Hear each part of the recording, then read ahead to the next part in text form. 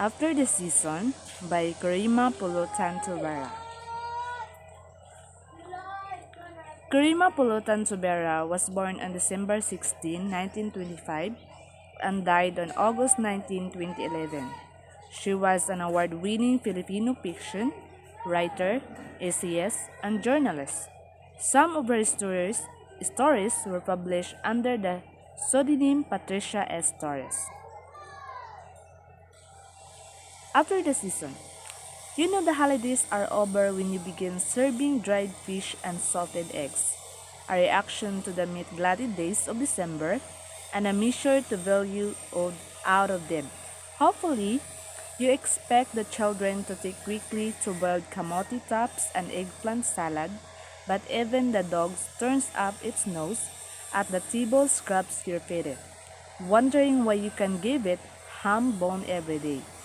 Christmas has gone and not once did you feel like Christmas or think of Christ, the cause of it all, as you shuttled between supermarket and pawn shop, stopping at Baclaran sidewalks to pick up a ton of plastic monstrosities, paying for a toy that one knew would be discarded in an hour.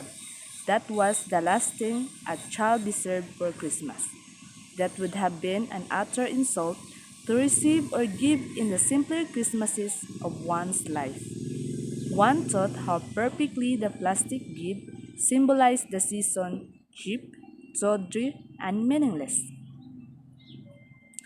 Only the merchants had Christmas all wrapped up.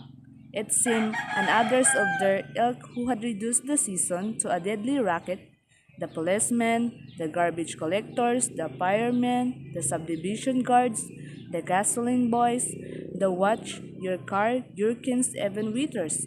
From home you couldn't possibly get the time of day in other months of the year, slip the message on your bill. Merry Christmas, Happy New Year, customer dear, scribbling the reminder 2 lines below the service charge, 10%, and the sales tax 3%.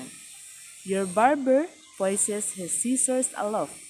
Merry Christmas, sir, and your manicurist fondles your toes as though the sight of them were all she needed to complete her joy. Merry Christmas, ma'am, and the bank guard who normally ignores you because you don't carry your money in canvas bags, all but leaps you across his electrically charged threshold, his eyes telegraphing the message, Pasko naman dyan! The grocery boys who ignore you from January to November as you struggle past him the balancing a load of beer, sugar, and eggs now can take his eyes away from you in December. He snatches a roll of toilet paper from your hands and carries it all the way to the parking lot.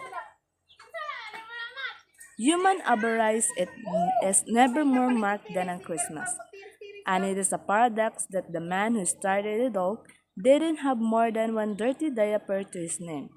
Perhaps if Christ had elected to be born properly in an air-conditioned room with monogram bed sheets and a private nurse, it might still be it might still be possible to salvage something of the spirit of the season. But because he chose that manger with its sheep and cattle, we couldn't live well enough alone. Mankind couldn't stand the goat join the Christmas scene. It had to sweep it out. And the place, too, then unable to resist the compulsion to redo Christmas. We brought in the gold and the glitter, and that's all we have left of Christmas. Whiskey, fruitcake, and Alaskan comprise most people's Christmas. Neckties, couplings, and ashtrays, and an embarrassing earnestness about the gifts we receive. Office guards complain about executives whose Christmas gifts designed for. It seems some of these worthies have got a radar about whom to expect Christmas gifts from, and when the packages suffer a triple deli in transit, they harass the guard with, Ano, wala pa bang dumating? If the gifts do somewhat fall slightly short of expectation, ano, ito lang ba? Poor guard, who probably get 1 kilo of sugar for his Christmas and few lollipops, must explain why only one bottle of white label arrived and not one case. Why only one dress material and not an entire bolt of polyester decon?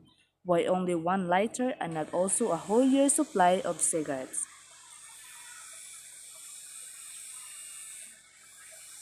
So after the season essay of Karima talks about Christmas, where our Jesus Christ was born, and how people want to do during this season.